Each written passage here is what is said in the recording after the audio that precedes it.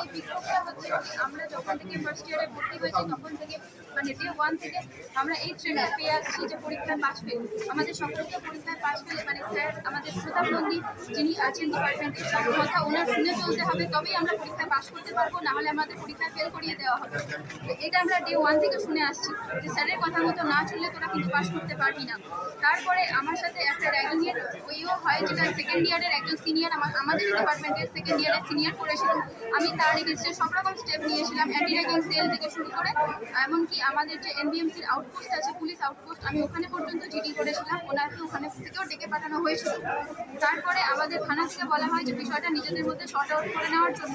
আমি ছেলেটির মানে কেরিয়ারের কথা ভেবে, যেহেতু একটি ছেলে তার ফ্যামিলি রেসপন্সিবিলিটির কথা ভেবে আমি নিজেদের মধ্যে বিষয়টা শর্ট আউট করে নিই।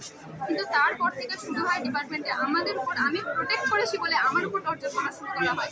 আমাকে কোনো কাজ করতে দেওয়া হয় না, না ইনডোর কোনো পেশেন্ট দেখতে যেতে দেওয়া হয় না, কিছুই করতে দেওয়া হয় না, মেশিনপত্র কোনো হাতই দিতে দেওয়া হয় না। তো তারপরে আমাকে পুরোপুরি একধারে করে রেখে দেওয়া হয়েছিল। এমনকি যে সিনিয়রের এগেনস্টে আমি কমপ্লেন করেছিলাম ও থেকে শুরু করে কোনো স্যার প্রতাপ নন্দী উনি পর্যন্ত আমার সাথে কথা পর্যন্ত বলতেন না। আমাদের যদি প্রবলেম হয় ডিপার্টমেন্টে কোনো প্রবলেম হলে আমরা কার কাছে যাবো? যেহেতু সিনিয়র উনি আছেন তো ওনাকে গিয়ে জিজ্ঞাসা করবো না যে স্যার এটা কী হবে ওটা কী হবে। তারপরে আমাদের প্রত্যেকটি মেয়ের সাথে উনি খুব বাজেভাবে মানে খুব বাজে ইঙ্গিতে কথা বলে।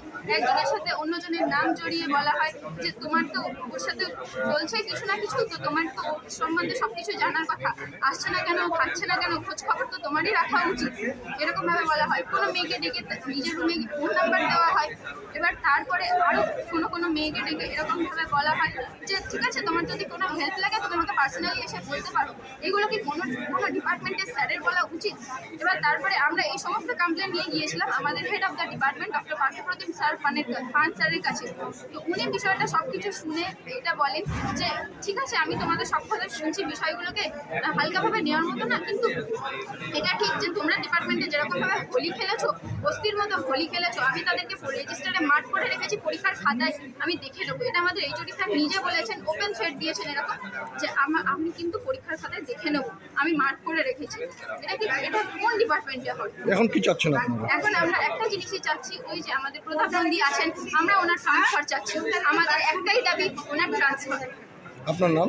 আমার নাম রিয়া বলছি। ছাত্রী অভিযোগ করলো আপনার কোনো স্টুডেন্ট, তার বিরুদ্ধে কি বলবেন এটা নিয়ে?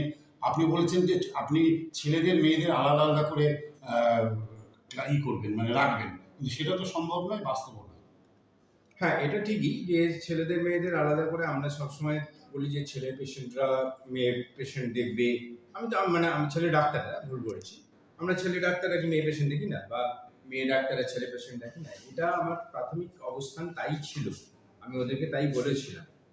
কিন্তু সাম্প্রতিক ঘটনাগুলি এমন হচ্ছে যে কোনো সিনিয়র থেরাপিস্টের বিরুদ্ধে, কোনো সিনিয়র ছেলে স্টুডেন্টের বিরুদ্ধে, কোনো মেয়ে জুনিয়র মেয়ে বা স্টুডেন্টে কমপ্লেন করছে।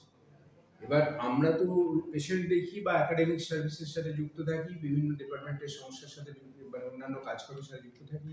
প্রতি মুহূর্তে ওই থেরাপি রুমের মধ্যে কি ঘটছে সেটা আমাদের পক্ষে দেখা বা বোঝা সম্ভব নয়।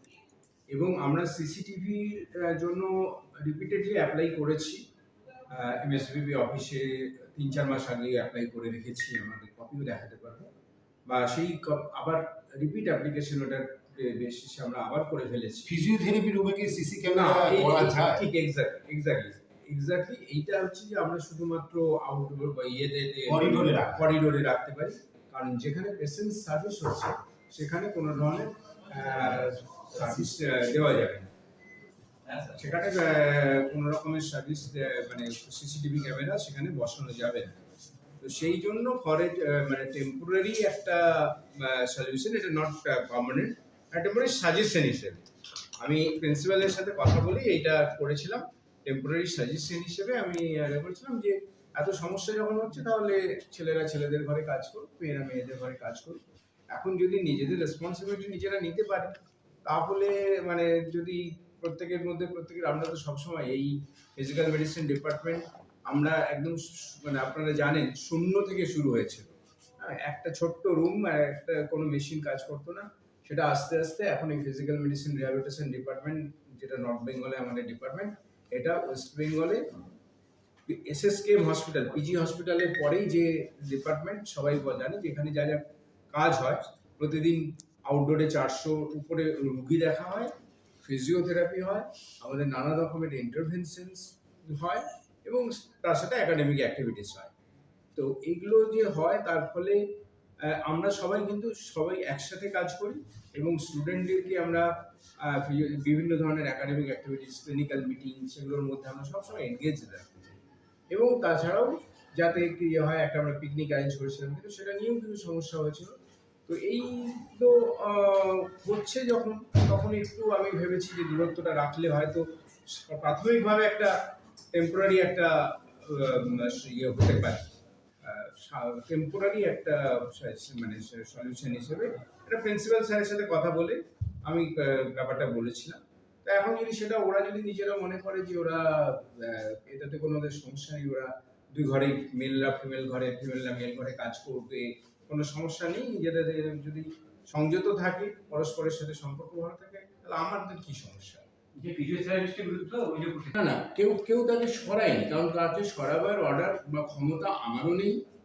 না, যে HOD হিসেবে আপনি কি তাকে জিজ্ঞাসা করেছিলেন এবং তার সত্যতা কতটা জানবার চেষ্টা করেছেন? হ্যাঁ, অবশ্যই। যেই মুহূর্তে এই কমপ্লেনটা আমার কাছে এসেছে, সেই মুহূর্তেই আমি তাকে ডেকেছি, সেই ফিজিওথেরাপিস্টকে ডেকেছি এবং তাকে ওয়ার্নিং দিয়েছি, তার এগেনস্টে ওয়ার্নিং দিয়েছি এবং সেখানে তারপরেই এটা কমিটিতে গেছে, সেন্ট্রাল কমিটিতে গেছে, সেখানে মিটিং হয়েছে লাস্ট শনিবার, মানে আজ 3 দিন হলো। এখনো তার কোনো ফাইনাল কোনো তার বক্তব্য কি ছিল আপনার সঙ্গে? তার বক্তব্য কি ছিল? আমার সাথে তিনি অস্বীকার করছেন, কিন্তু তিনি আমি তো তিনি অস্বীকার, তার জায়গায় তিনি অস্বীকার করবেন, কিন্তু আমি তাকে ওয়ার্নিং দিয়েছি যে তুমি আপনার এগেনস্টে আর একটা কমপ্লেন এলে আমাকে আবার হায়ার অথরিটিকে জানাতে হবে, কারণ আমি তো আর নিজে পার্সোনালি কিছু করবার ক্ষমতা রাখি না, কারো চাকরি বন্ধ করতে পারি না, আর কাউকে ট্রান্সফারও করতে পারি না, কাউকে সাসপেন্ডও করতে পারি না। এগুলো HODর কোনো দায়িত্বের মধ্যে, মানে HODর ক্ষমতার মধ্যে পড়ে না। তো তার এগেনস্টে এই র্যাঙ্কিং কমিটিতে যে জেন্ডার কমিটিতে যা যা ইয়ে হয়েছে, জেন্ডার কমিটিতে যা যা আমার কাছে যা যা জিজ্ঞেস করেছে, আমি ওদের কাছ থেকে যে অ্যালিগেশনসগুলো শুনেছিলাম, সমস্ত অ্যালিগেশনস আমি আবার ওখানে রিপিট করেছি। এই সমস্ত অ্যালিগেশনস আমি শুনেছি, কিন্তু উনি অস্বীকার করছেন।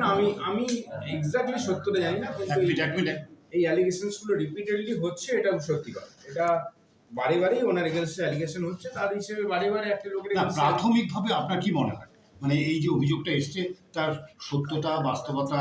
দেখুন,